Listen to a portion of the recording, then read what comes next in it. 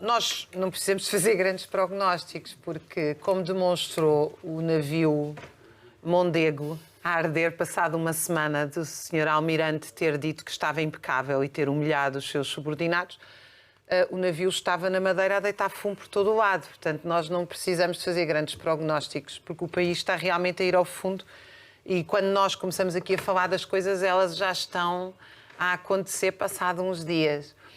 O governo atua em função dos protestos sociais que existem. Isto é um bocadinho como aquele provérbio popular que se diz... Não vou dizer porque é um provérbio um bocadinho... Nós vamos para o ar tarde, se quiseres, acho que não há grandes engulhos. É um bocadinho brejeiro. Mas é que quem não chora não come, digamos assim.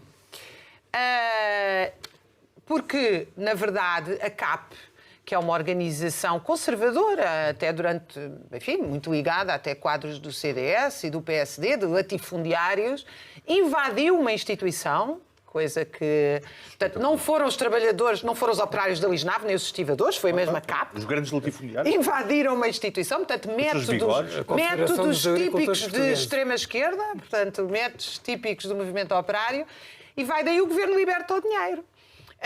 E o mesmo se passa com o IVA. O IVA é uma resposta, naturalmente, à onda de greves que, pese embora, volto a dizer, terem saído da comunicação social e a comunicação social andar atrás do governo, as greves não pararam. Portanto, há greves em todos os setores, ou em quase todos os setores do país, e isso tem um efeito. E, portanto, eu acho que o governo sacou esta ideia da redução do IVA da cartola, que é uma ideia sem nenhum efeito prático real.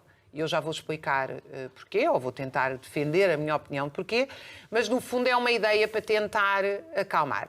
E em relação aos preços agrícolas, eu ainda queria acrescentar outra coisa. Nós estamos a viver um problema seríssimo, sobretudo na zona do Oeste, que é estas políticas estão a levar, porque na verdade o preço tem aumentado muito na distribuição, mas o pequeno agricultor, o médio agricultor, está realmente mal. E estas políticas têm levado a uma degradação das condições de vida destes pequenos e médios agricultores, sobretudo na região do Oeste, e que não é impossível que muitos deles entrem em falência e depois sejam substituídos por multinacionais com estufas que certamente vão lá pôr um painel solar e dizer que são muito verdes.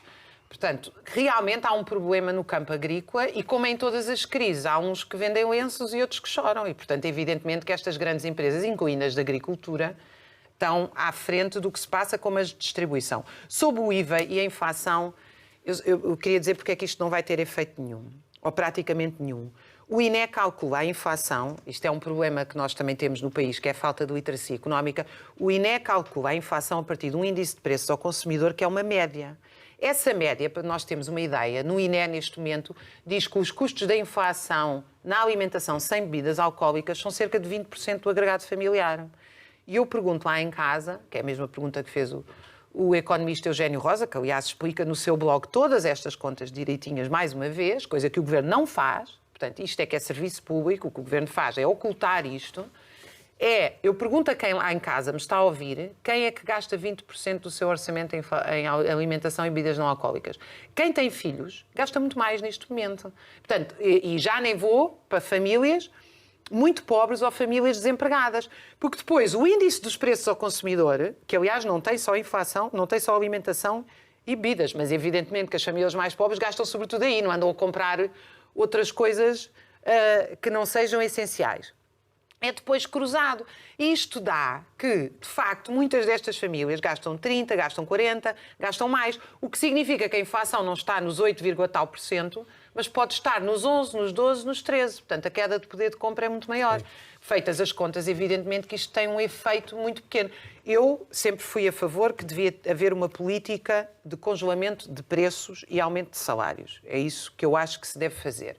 Isso, evidentemente, ia pôr em causa lucros. E, evidentemente, quando se põe em causa lucros, quando se põe em causa os salários, é sempre os trabalhadores não podem chorar, não podem fazer greve, têm que se comportar bem, estamos na União Europeia. Quando se põe em causa lucros, é uma tragédia que as empresas vão fechar, é sempre uma chantagem. Mas, evidentemente, essa é a solução. Tem que se aumentar os salários para as pessoas terem salários dignos e já agora reduzir o horário de trabalho, que é isso que se deve fazer.